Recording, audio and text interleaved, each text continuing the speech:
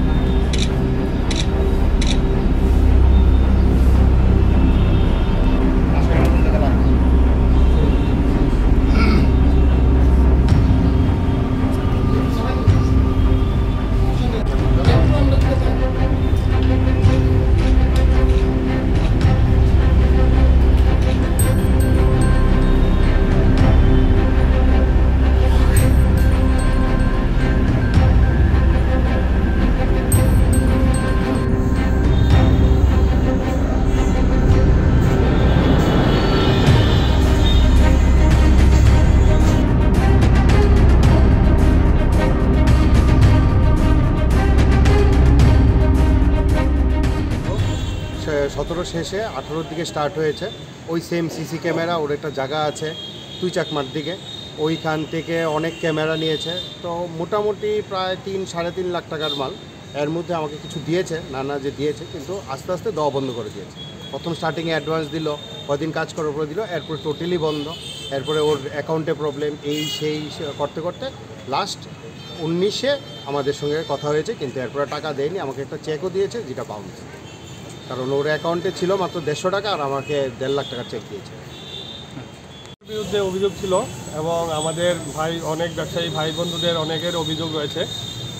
আমাদের ভাই বন্ধুদের অভিযোগ রয়েছে রাজেশ ত্রিপুরা আমাদের দোকানে এসে লক্ষ লক্ষ টাকার মাল নিয়ে বাড়িতে নিয়ে গিয়ে ওরা আটকে রেখে দিয়ে আমাদেরকে টাকা পয়সা মানে প্রচুর টাকা নয়-ছয় করেছে। আমাদের এই দেবে, আজকে দিচ্ছি, কালকে দেবে, সবাইকে একই পদ্ধতিতে ও ঠকিয়ে গেছে।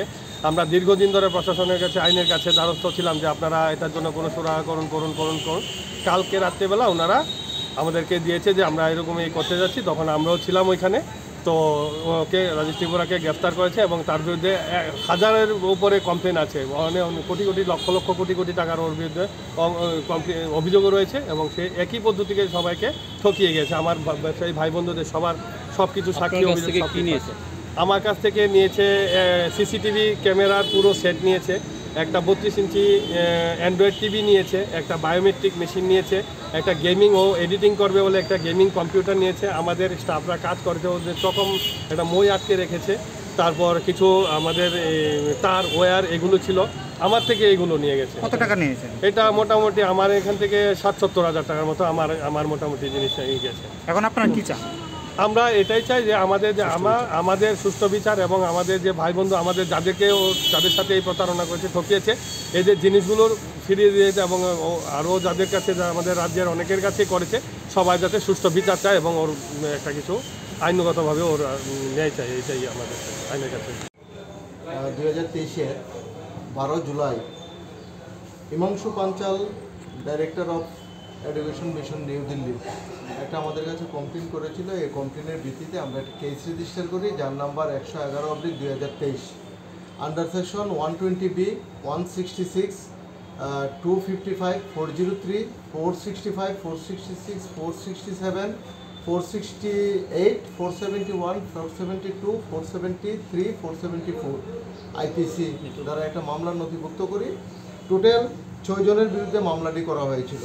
এই মামলায় কেসের তদন্তকারী অফিসার ইন্সপেক্টর এলডারডং টোটাল 3 জনকে অ্যারেস্ট করে এবং কোর্টে প্রেরণ করা হয়। গতকালকে রাত্রে রেড করে রাজেশ ত্রিপুরা নামে আরেকজন আসামিকে অ্যারেস্ট করে এবং আজকে আমরা 5 দিনের পুলিশ রিমান্ড চেয়ে আদালতে প্রেরণ করছি। বিষয়টি ছিল এরকম, তারা অন্যের জায়গার দলিল নকল করে ডাইরেক্টর অফ এডুকেশন মিশনের কাছে টোটাল 9 কোটি টাকা বিক্রি করে দিয়ে তাদের কাছে টাকা নিয়েছিল। এর উপর একটা কেস হয়েছে। তাদের বিরুদ্ধে আগে কোনো মামলা রয়েছে বা এই কেসে কোনো টোটাল আরও কতজন বাকি রয়েছে?